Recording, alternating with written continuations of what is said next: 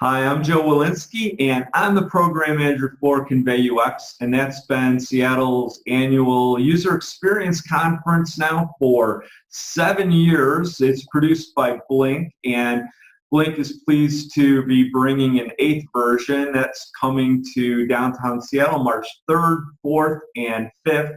We have a lot of great presenters on tap for the event, and I get a chance to talk to many of them. And today I am talking with Mark Webster. How you doing today, Mark? Hey, Joe. Thanks for having me. I'm doing great. Yeah, it's great to have you as part of the program. I'm sitting in Blink's downtown Seattle office. Where are you talking to us from? So I'm talking to you from Adobe's New York office in very sunny Union Square. Well, you'll be making your journey from New York here to Seattle, and why don't we just start with you talking a little bit about your background and the types of things that you do at Adobe. Sure. So my background is primarily in product design. I started my career at the National Basketball Association, doing digital products there, and sort of had done a couple of different companies in between, and then got into the startup world. So I founded a startup called SideTour that got acquired by Groupon and spent a bunch of time at Groupon. And then when I left Groupon, it was right around 2015 when the first Amazon Echo had come out. And as a product person, I was fascinated by the idea of this new form of interaction to work with.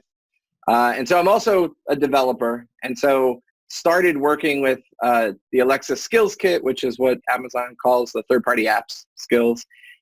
And there's, I think, now 100,000 skills. I built one of the first 300. And the entire time I was working on it, it became pretty clear to me that I was working with it as a developer, not as a designer. That designers had no way to access the medium of voice, just to even tell the stories of what good user experiences could be for voice interfaces. So I built a product called SaySpring, which we turned into a company. It was a still here at Adobe, a voice design and prototyping platform. And we were lucky enough to have the opportunity to join Adobe last year and then basically bring everything we had learned from SaySpring and all the technology and launch it into Adobe XD, which is our visual design and prototyping solution. And from there, giving designers access to voice as an input, giving them access to speech playback as an output. We did an integration with Alexa devices over the summer. So really just bringing this new medium to the creative community just to, in my mind, sort of make voice live up to its potential. Well, it's exciting evolution for you and things you're working on. And you mentioned voice, and that's going to be part of your talk, and we'll get into that in a bit, but I'm sure you're always checking out new things going on in the world. Anything caught your eye lately? Yeah, there's a few things. So one is literally an hour before we jumped on this call, there was an announcement that Nationwide Insurance had done a deal with Amazon to put 1 million Echo Autos into their customers' hands, which we have been thinking about voice primarily as the living room. And now the idea of the car just opening up as a completely new space. There's a lot of exciting gaming companies who are working on voice-only games. And just thinking about now the space that we all, spend in the car and then that environment and what is going to be possible there. Terrestrial radio is still this huge, huge market because a lot of people spend a lot of time in cars. So now all the opportunity that comes from there, it's super exciting. And so we've been, ever since that announcement came out an hour ago, we've been just, as our team, just digging around into what that means. Well, yeah, I'm not really sure what to think about that one as a consumer and driver, but I'll have to look into that. It's definitely an interesting story. Anything else going on? Yeah, the other thing we were digging into is, so our team primarily focuses on voice, but we also kind of have this mandate around what we call creative frontiers. So what is the future of UX? And so what is the user experience design community going to need as these tools evolve? And so as all of the tools sort of in this space are focusing more and more on collaboration, that means there's a bunch of APIs that are open to everything, which means there's the idea of who you collaborate with in a design tool is totally changing. So we were just having a conversation about basically having bots come in to your design file and looking at things. And we have a whole bunch of proof of concepts that we've been throwing on Twitter.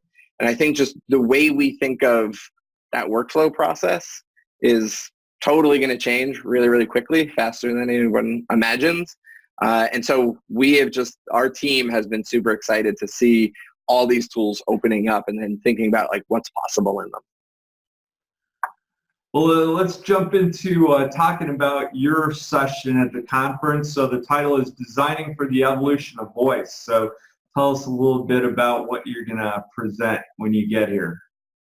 Yeah, so voice is huge already, right? We talked about that sort of 2016, let's say, was the beginning of the voice revolution. And it's this huge footprint in, tens of millions of households in the US already have smart speakers.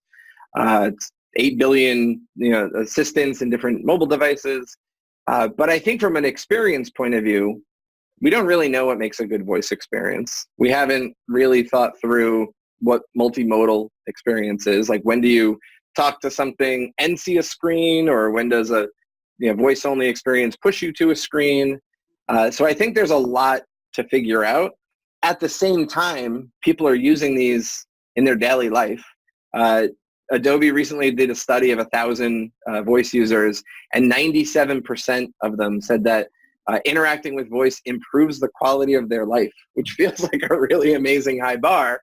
But we talk to these things every day, and while it seems, a bunch of the use cases seem relatively straightforward so far, like music and weather and timers. Who knew we all needed access to timers so much? As we, as users, are talking to things more often, we're going to expect that in other places. We're going to expect that same level of convenience, right? So even if you look at Spotify, obviously using voice on a smart speaker to activate music is a huge use case. And about a year and a half ago, Spotify really leaned into voice as part of their mobile experience.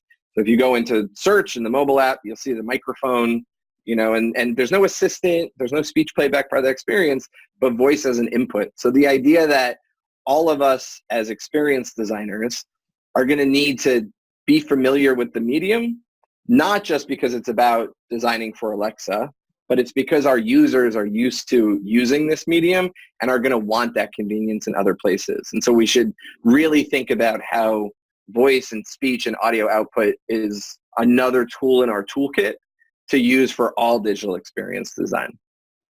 Well, I think it's a really exciting session you have in there. I'm looking forward to having that presentation and seeing you at the event. And so I'll just see you when you make the journey to Seattle in March. Sounds good. I can't wait.